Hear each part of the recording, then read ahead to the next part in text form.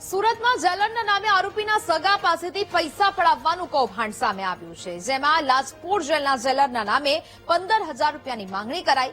જેલમાં વીઆઈપી સુવિધા આપવાના નામે પૈસા માંગવામાં આવ્યા। પૈસા નહીં અપાય તો આરોપીને માર મારવાની પણ ધમકી અપાઈ। આરોપીની પત્નીને ફોન કરીને ઓનલાઈન પૈસાની માંગણી કરી।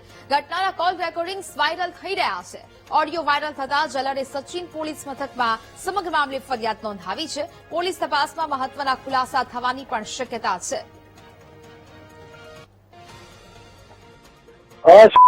સુરત લાજપોર જેલર સાહેબ બોલું છું જેલમાંથી। હા તમારો સ્મિત આવ્યો ને ઘોડા થોડેક અહીંયા નંબર આપવો હતો મને।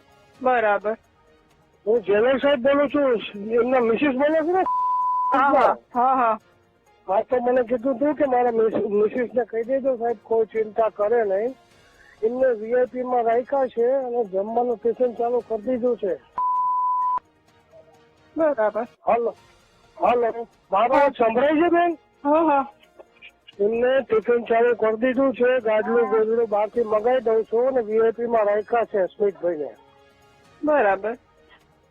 અને મને કીધું હતું કે મિસિસ સાહેબ કે જો ગૂગલ પે કરવાનું છે બેન કેટલું? પેમેન્ટ 15,000 જ્યાં સુધી રહેશે ને કેટલા દિવસ ત્યાં રહેવાનું સુધી છે?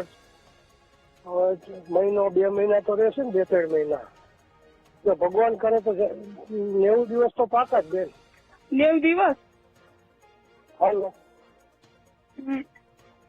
બરાબર। હા હા હવે બેન મને કીધું તું નંબર લખો એમાં ગૂગલ પે કરો બેન। હા કરું। સંવાદદાતાઓ ધ્રુવ ફોન લાઈન પર જોડાયા છે। ધ્રુવ, સુરતમાં જેલરના નામે આરોપીના સગા પાસેથી પૈસા પડાવવાનું કૌભાંડ સામે આવ્યું છે, શું વિગત? બિલકુલ, સુરતમાં લાજપોર જેલમાં જેલરના નામે જે રૂપિયા છે તે પરિવાર પાસેથી પડાવી લેવામાં આવતું હોય તે પ્રકારનું એક આખું કૌભાંડ ચાલતું હોય તે પ્રકારનું એક આખું સામે આવ્યું છે, જેમાં વીઆઈપી સુવિધા આપવા અને માર નહીં મારવા માટે 15,000 રૂપિયાની માંગણી કરતા હોવાનું પણ સામે આવ્યું છે। આ સમગ્ર જે ઓડિયો છે આ પ્રકારનો તે ઓડિયો પણ વાયરલ થઈને અત્યારે હાલ સામે આવ્યો છે, જેમાં જેલરના નામે વીઆઈપી સુવિધા આપવાનું હું કહીને બેરેકમાં સુવિધા આપવાનું હું કહીને પરિવાર પાસે જે છે તે 15,000 રૂપિયાની માંગણી પણ કરવામાં આવી રહી છે।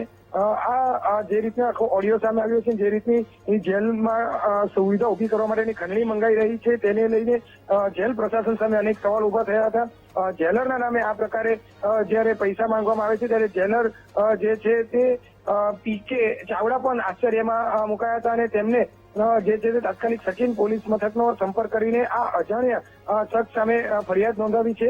સમગ્ર ઘટનાનો જે રીતે કોલ રેકોર્ડિંગ સામે આવ્યું છે તેને લઈને જેલની અંદર કઈ કઈ રીતની ગતિવિધિઓ થતી હોઈ શકે છે તેની પર એક સવાલો ઉભા કર્યા છે।